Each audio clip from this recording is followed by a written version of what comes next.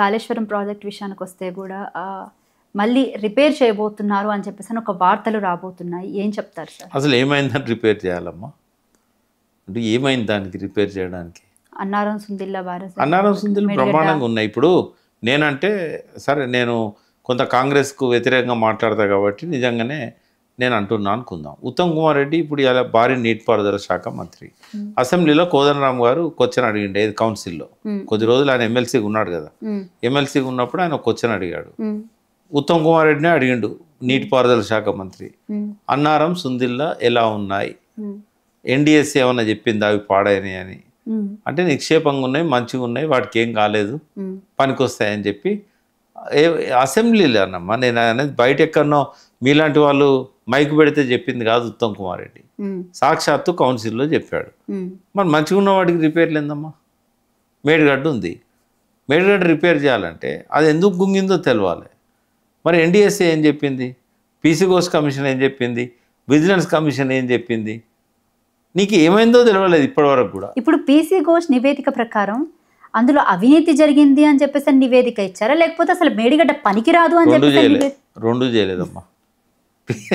PC Ghosh వచ్చి ఆయన enjoy చేసిపోయాడు Taj Krishna హోటల్లో ఉండి, ప్రజల డబ్బుతో మంచిగా జల్సాలు చేసి ప్రశాంతంగా ఇక్కడ వెకేషన్ తీసుకున్నట్టుగా వచ్చి వెళ్ళిపోయాడు తప్ప ఆయన పట్టింది ఏం లేదు. కొండంత రాగం తీసి ఎల్కన్ కూడా పట్టలేదు అంటారు కదా, అట్లా అయింది ఆయన పరిస్థితి. పాపం మంచి జడ్జి, కానీ వీళ్ళు చెప్పినట్టుగా చేసి ఆయన ఎక్కడ నిర్మాణ లోపం ఉందో చెప్పలేదు, నిర్వహణ లోపం ఉందా చెప్పలేదు, కలగపులగం చేసిండు, పియర్ ఎందుకు గుంగిందో చెప్పలేదు, అవినీతి జరిగిందని చెప్పలేదు, ఏదేదో రాసిపోయిండు ఆయన. మరి ఏం చెప్పారు? పనికి మాలిన రిపోర్ట్ అమ్మా అది. ఓకే, సో దాన్ని పట్టుకొని ఇప్పుడు త్వరలో సిబిఐకి అప్పగించాలని గవర్నమెంట్. ఇవి ఏంటంటే రాజకీయంగా కక్ష తీర్చుకోవడానికి చేస్తున్న ఆరోపణలు.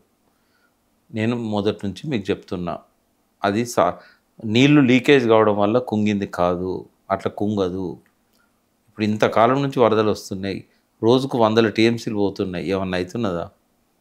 అదేంటంటే బాంబు పెట్టి పేల్చారు. అది దాని మీద ఎంక్వైరీ చేయట్లేదు. ఎఫ్ఐఆర్ ఎందుకు కనబడలేదు వీళ్ళందరికీ? అది జరిగిన రోజు అక్కడనే ఇంజనీరు అక్టోబర్ 21 రాత్రి 8 గంటలకు మాదేవ్పూర్ పోలీస్ స్టేషన్ పోయి ఇక్కడ పెద్ద శబ్దంతో పగుళ్ళు వచ్చినాయని చెప్పాడు. శబ్దం ఎందుకు వస్తుందమ్మా? నీళ్ళల్లో కుంగితే శబ్దం ఎందుకు వస్తుంది? పదుగుళ్ళకి ఎందుకు వినబడుతుంది? ఆ ఎఫ్ఐఆర్ను విచారణ ఎందుకు చేయలేదు? ఏ ఎఫ్ఐఆర్ అయినా తెల్లారి పోలీసులు వస్తారు, ఎంక్వైరీ చేస్తారు. మరి అంత పెద్ద ఎత్తున అది 400-500 కోట్లు పెట్టి కట్టింది ఆ పర్టికులర్ ఆ బ్లాక్. మొత్తం కాళేశ్వరంకు 4000 కోట్లు పెట్టి కట్టారు ఆ మేడిగడ్డ బ్యారేజ్.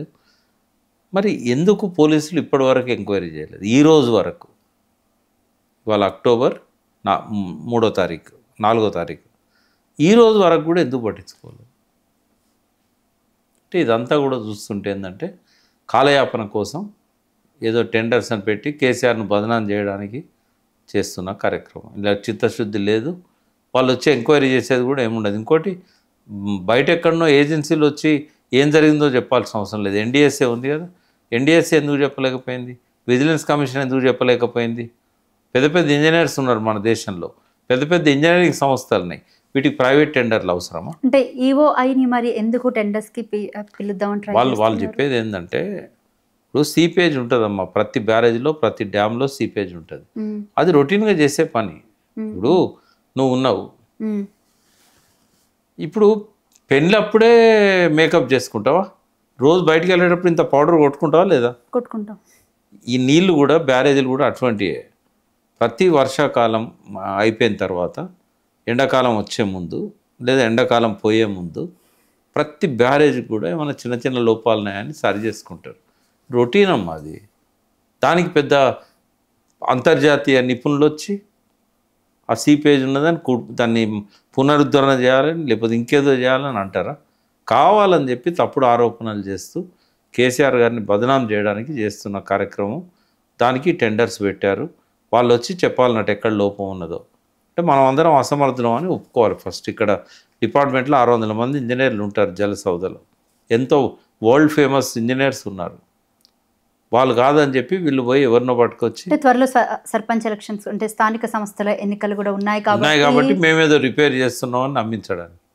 పోలవరం డ్యామ్ అయ్యేదాకా మేడిగడ్డ రిపేర్ చేయరు. అన్నార సుందిళ్ళకి ఏమీ కాలే. ఉమ్. ఎవరు వచ్చినా కూడా వాటికి ఏమి చేయగలిగిన పని ఏం లేదండి అని చెప్తారు.